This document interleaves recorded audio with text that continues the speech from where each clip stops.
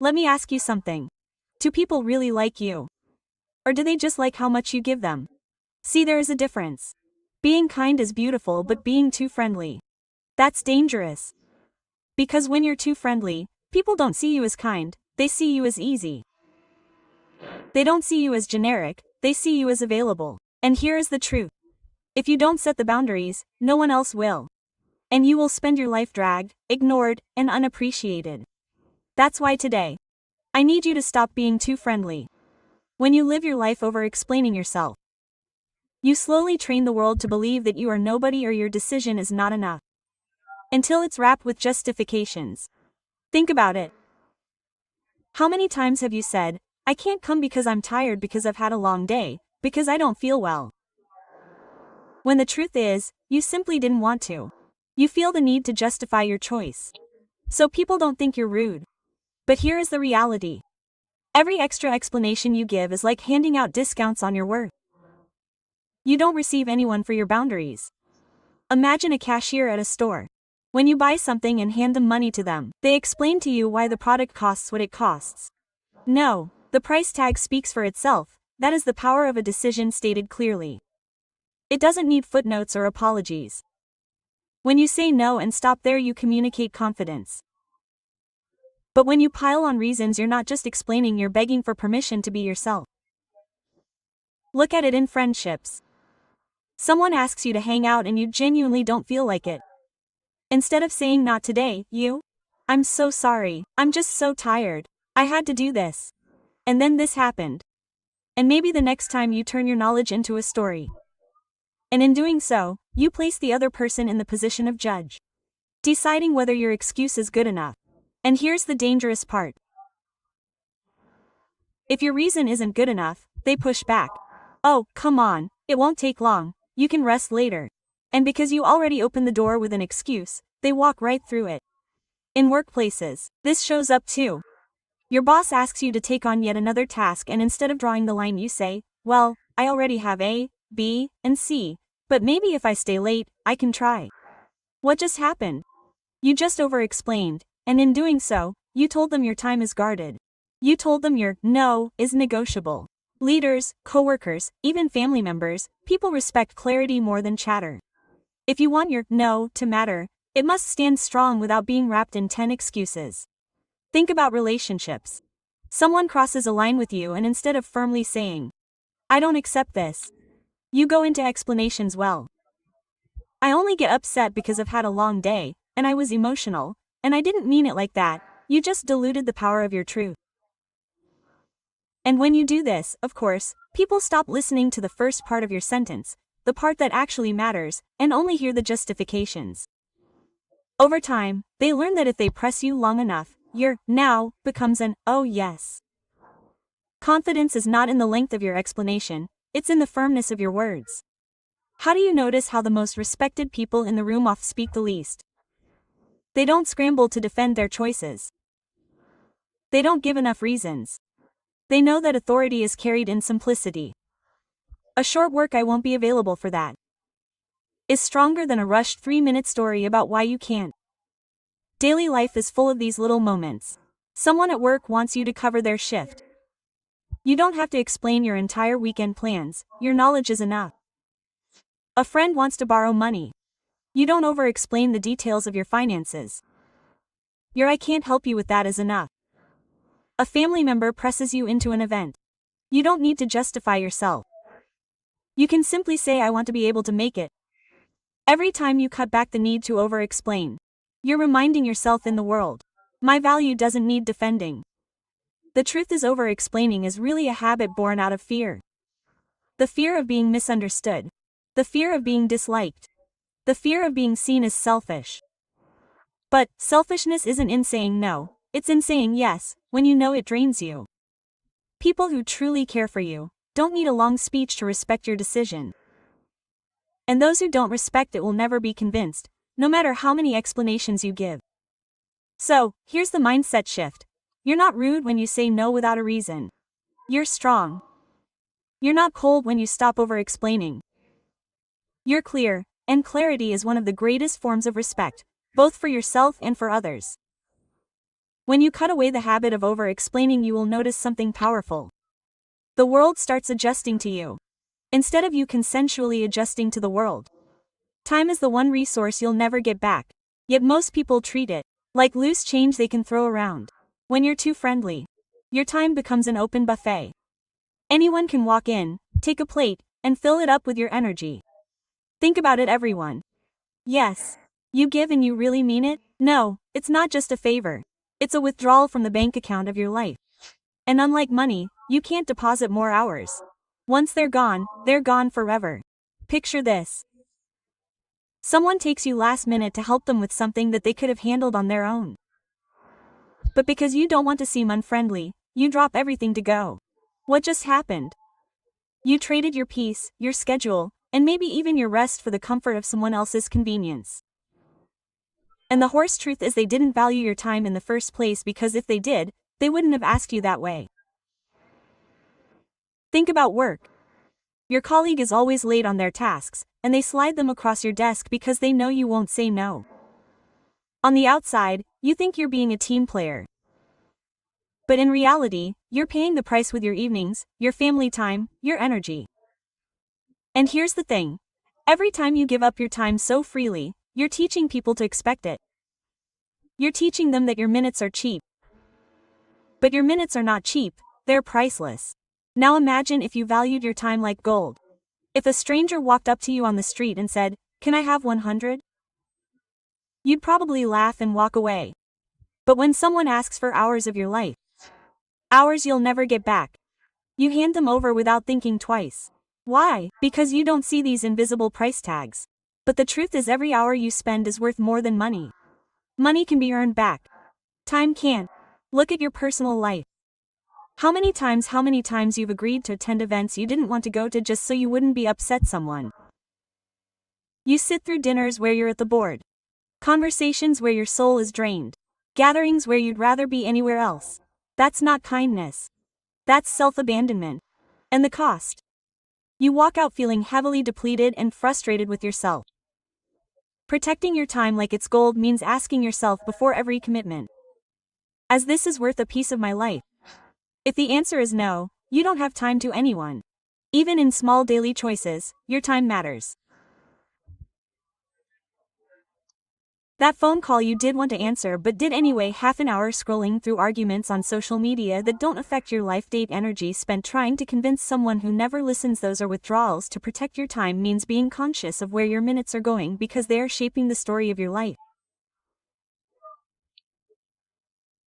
There's a reason successful people schedule every part of their day.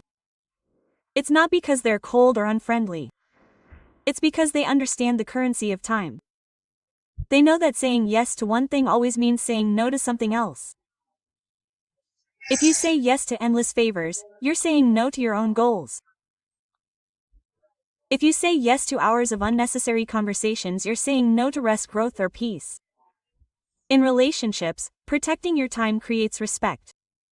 When someone knows you won't just hand over your hours to anyone, they approach you with intention. They stop wasting your time with empty talk and start valuing the moments you do give. You become someone whose presence means something, because it doesn't scatter everywhere. The truth is, your time is your life in pieces. If you give it away carelessly, you will wake up one day, wondering where it all went. Every hour you protect is an act of self-respect. Every boundary you set around your time is a disturbance. I matter, my life matters, my minutes matter. And when you finally begin to guard your time like gold, you stop living on everyone else's schedule and start living on your own. How many times have you found yourself laughing at a comment that actually hurt? Someone throws a sarcastic jab, and instead of addressing it, you force a smile, and even as if to say, "It's fine." But it's not fine. Every time you laugh at disrespect, you give permission for it to continue. You teach the world that it is safe to cross your boundaries, that their careless words can land on your dignity without consequence.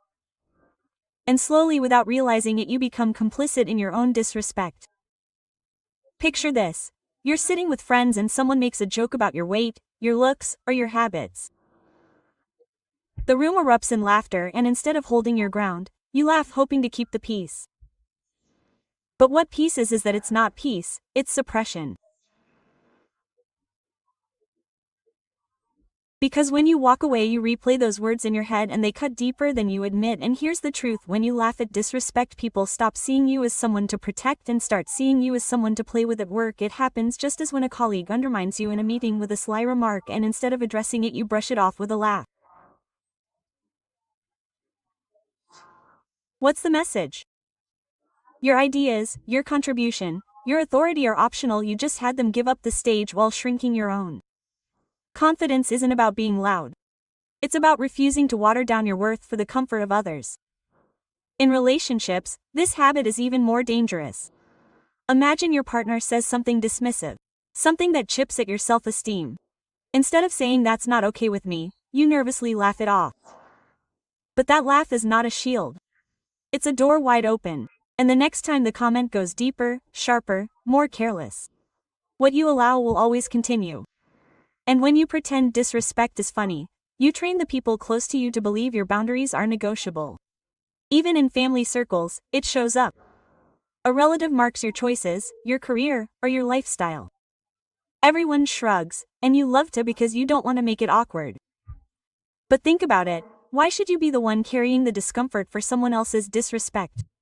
Awkwardness lasts a moment. Disrespect tolerated lasts a lifetime. The truth is, people test your boundaries not because they don't know them, but because they want to see if you know them. And your response teaches them everything. A common silence, a firm look, or a clear, steady statement like "that's not funny" is more powerful than a forceful laugh that bites your own feelings. Think of the strongest leaders, the most respected people you know. They're not the ones who giggle when someone takes a job at them. They're the ones who carry themselves with true clarity. That disrespect bounces off like it hits a wall. Their respect doesn't come from demanding it. It comes from refusing to play along when it's taken away. And there's something most people don't realize. Every time you laugh at disrespect, your soul feels the sting. Even if your mouth pretends otherwise. You carry that weight home. You replay it at night. And slowly you begin to doubt yourself. Maybe I'm overreacting. Maybe I do deserve it. No, you don't. Respect is not negotiable. And your laughter should never be the contract to your own devolution. Daily life is full of small tastes. A coworker dismisses your opinion with a smirk. A friend teases you in ways that cut deeper than they admit. A stranger makes a rude remark in public. These moments are not harmless. They are moments where your silence or your laughter writes the script for how others will treat you in the future. The person who says nothing teaches others that nothing needs to change. The shift comes when you decide that your dignity is worth more than temporary comfort. You don't need to explore. You don't need to fight. But you do need to stand tall in the face of disrespect. A pause, a common refusal, a steady gaze. These are the signals that say, "I value myself too much to laugh at this." Because the moment you stop laughing at disrespect, you start teaching the world how to truly respect you. Smiles are cheap, but actions are expensive. You can buy a smile with a joke, a compliment, or even a favor, but the true test of someone's heart is not in how wide they grin. It's in how they show up when you're not giving them anything. Too often, we mistake friendliness for loyalty. We confuse for with character. We let the shine of someone's smile blind us to the truth of their intentions. But here is the reality. A smile can be a mask whose benefit reveals the real story. If you want to know who truly values you, stop watching who smiles in your face and start noticing who benefits when you give and who still remains when you have nothing left to offer. Think about the workplace. You may have a coworker who greets you every morning with a smile full of energy, acting like your biggest supporter. But when it's time for credit to be shared, there's nowhere to be found, or where they're standing in the spotlight, taking it all for themselves. Their smile was real, but it wasn't for you. It was for what you could do for them. Compare that to the colleague who may not always be overflowing with energy.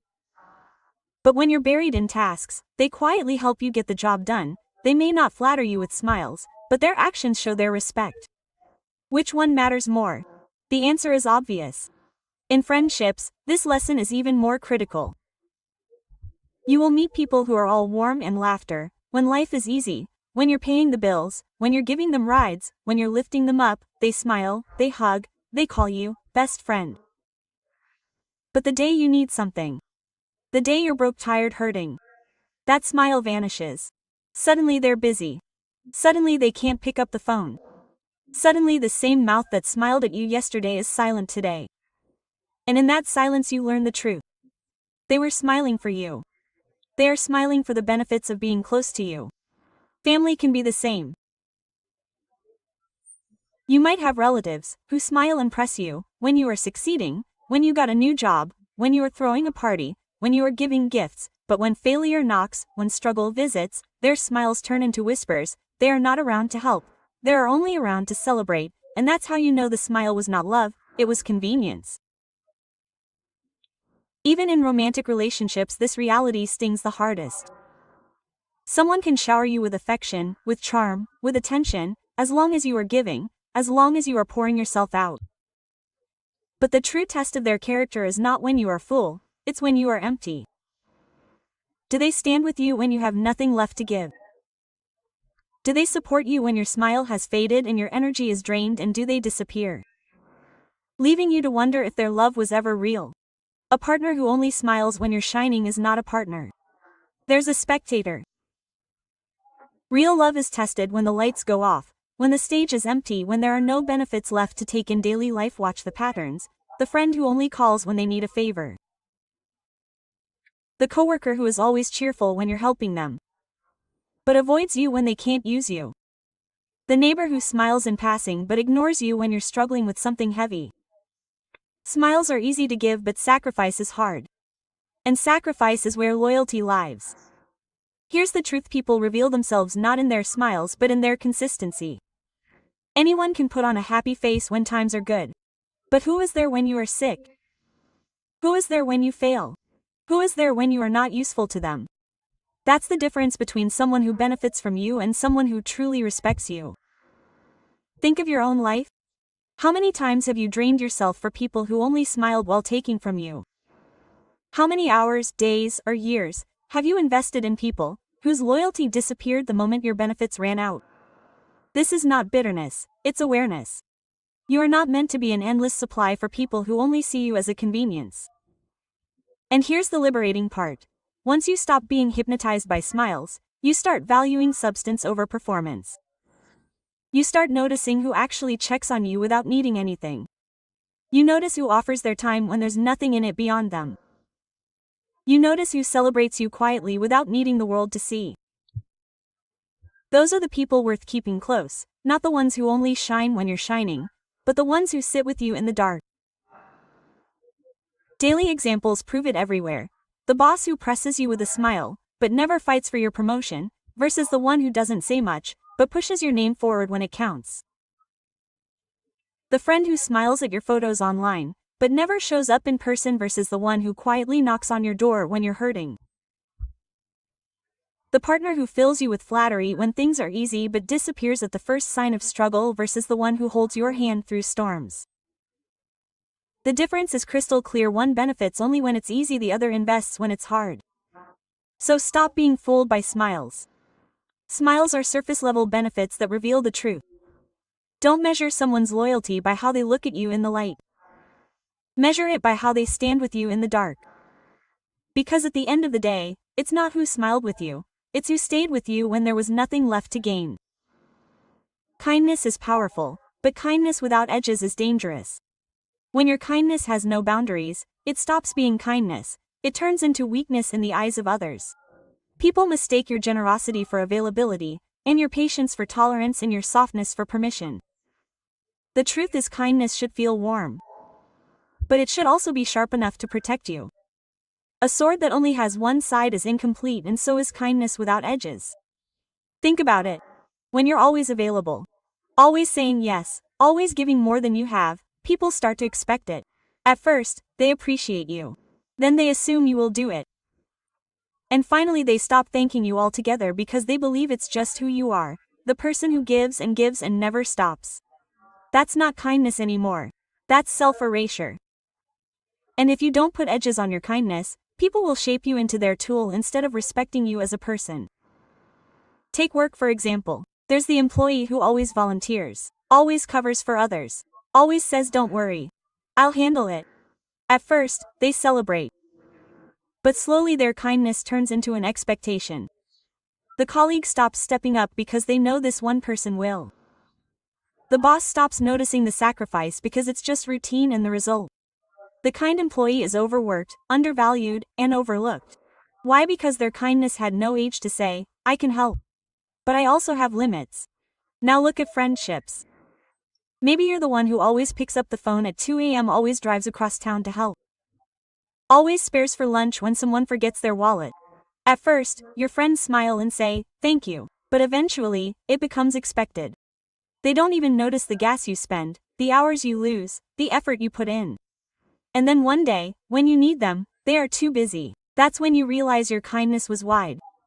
But it was sharp, it had no boundaries, and without edges, it was taken for granted. Even in family, this lesson is important. There are relatives who will lean on you endlessly if you let them. They will borrow money, time, and energy, knowing you won't say no because you are the kind one. But kindness without edges allows them to treat you like a safety net instead of a human being. Healthy kindness says, I love you. I care for you, but I won't allow you to drain me. That edges don't make you less loving. It makes your love sustainable. In relationships, this truth is even sharper. Imagine a partner who consensually disrespects your feelings. You forgive, you let it slide, you tell yourself, it's okay, I'll just be kind. But when kindness has no edges, it invites repeated offenses. Because what you tolerate is you encouragement.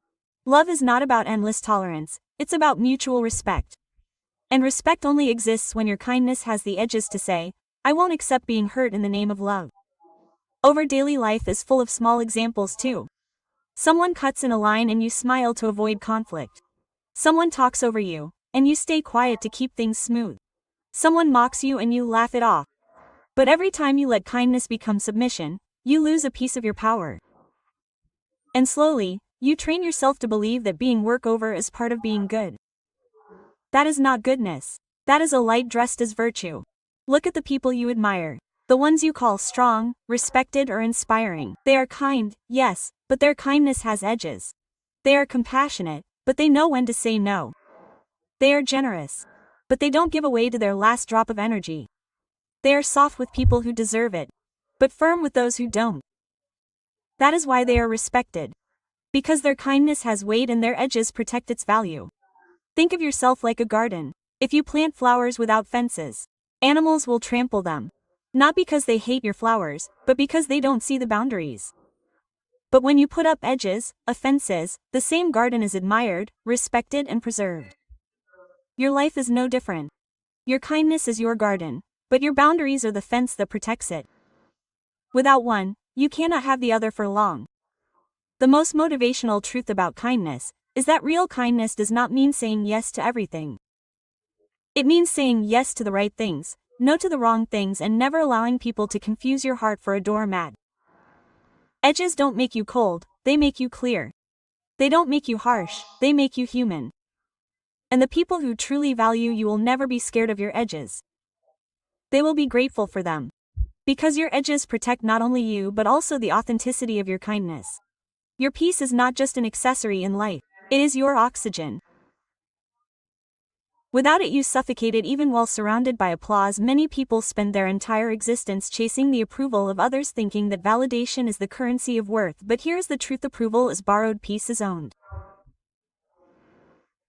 Approval comes today and disappears tomorrow, but peace is a fortress within you that no one should have the keys to accept you.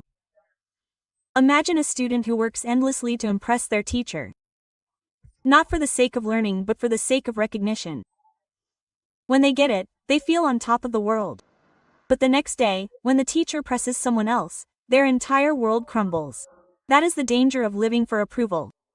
You become a puppet, your strings controlled by others. But when you choose peace, you become unshakable. Because you no longer dance for anyone else is applauded. Think about a young woman who is constantly worried about what society thinks of her choices. Her clothes, her career, her relationships. She spends sleepless nights, crafting an image, not a life. And when people still whisper, still criticize, she feels broken. But what if she stopped one day and said, their words are not my pleasure? That moment she chooses peace over approval, she becomes untouchable. Because peace means you can breathe even when the crowd disapproves. Peace means you're whole even when the world does not clap. And the irony is when you no longer seek their approval, that is when they begin to respect you in workplace. You will see people drain themselves staying late, taking on responsibilities not because they love their craft but because they want to look good in front of their boss. They sacrifice weekends time with family, their health, all for a promotion and recognition. And yes, sometimes they get it.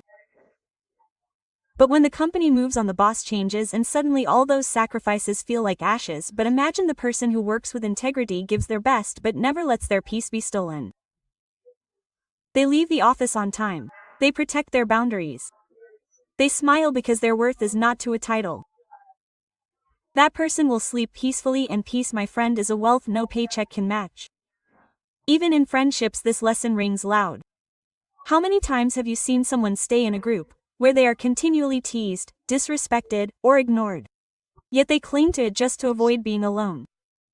They laugh along with jokes, cut them off thinking approval from the group is better than silence. But the day they choose peace, the day they stand up and say, I deserve better than this, they stop being a shadow in someone else's story and become the author of their own. Approval often demands you to shrink, but peace asks you to expand. And family, too, can sometimes be the heaviest chain of approval. You may have dreams that your parents and relatives don't understand. You may have wanted you to be a doctor, but your heart beats for art. If you chase their approval, you may live a successful life in their eyes but a suffocating one in yours. But when you follow your peace, you may walk a hard road, but each step will feel alive. Because a life without peace is a slow death wrapped in the disguise of duty. Even in love, approval can be a dangerous addiction. People beg for validation from their partners, bending, breaking, and bearing themselves just to be liked, just to be accepted. But love, that's because your pieces aren't love, it's imprisonment. The strongest relationships are not those built on endless approval seeking but on mutual respect and freedom. If you have to kill your peace to keep someone you're not in love with, you're in chase. So never forget that their approval may fill your years, but only your peace will let you sleep at night. Approval is a fragile mirror that breaks with every rejection, but peace is a mountain. Silent, steady, and unmoved by storms. In every choice you face, in every crossroads of life, ask yourself, does this give me peace? And does this only give me approval? Because at the end of the day, peace is not just more important than approval. It is the foundation of a life well lived. Life has always been a stage where every one of us is called to perform. But the difference between those who shine and those who fade is not in the applause. It is in the depth of their peace, the clarity of their choices, and the strength of their silence. The world will always have opinions. It will always clap for you when you follow its rules and mock you when you break free. But remember this, the sound of their claps does not build your destiny. The rhythm of your own heartbeat does. Approval may give you a moment of pleasure, but peace will give you a lifetime of strength. Approval may change with moods, but peace remains unshaken through storms. What is the use of being liked by the world if in the mirror you cannot recognize yourself anymore? Greatness has never been about fitting in. It has always been about standing out. History remembers those who chose peace over popularity, truth over comfort, and conviction over compromise. When you walk your path, there will be whispers. When you rise above, there will be doubts, but when your soul is anchored in peace, those whispers become background noise and those doubts become powerless. People will try to measure your worth with their limited vision, but do not let their small eyes define your vast sky. As long as you are at peace with yourself, you are already winning battles others can't even see. Think of the legends, the visionaries, the game changers. Did they earn approval first? Or did they disturb the world with their truth until one day the same world bowed before them? Peace makes you untouchable. Peace makes you walk into a room and not need validation, because your energy speaks louder than their words. Peace makes you smile when others expect you to break. That is where true power lies, not in applause, not in likes, not in approval, but in the silence of knowing you stay true to yourself. You must remind yourself every single day, I do not need to choose love. I do not need to beg for respect. I do not need to shrink to be accepted. My peace is priceless. My time is sacred and my energy is not for sale. When you live by this truth, watch how life changes. Why people who doubted you begin to respect you. Watch how dares you never knock on the door begin to open up. Because the universe bows to those who refuse to be enslaved by approval. There will be moments when you will be tempted to bend to please to a place small to make others comfortable, but ask yourself, what am I losing each time I betray my own soul? One act of self-betrayal is the beginning of 1,000 regrets, but one act of self-respect is the beginning of 1,000 victims. You cannot be at peace if you are busy trying to be everything for everyone. Choose your boundaries. Guard your silence. Value your inner self more than the noise of their approval. So when you walk out here today, carry this truth like armor. Peace is your crown, peace is your weapon, peace is your wealth. Do not trade it for applause, do not sell it for attention. Do not waste it on those who cannot see your worth.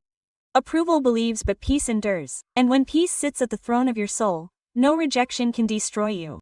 No betrayal can define you and no storm can shake you. In the end, the world does not remember who is liked by everyone. It remembers who stood unshaken, who dared to be different, who chose peace over approval and lived with a fire in their hearts. So, let your life unite with this truth. You are not here to be approved, you are here to be free. And freedom, my friend, begins where their approval ends and your peace begins.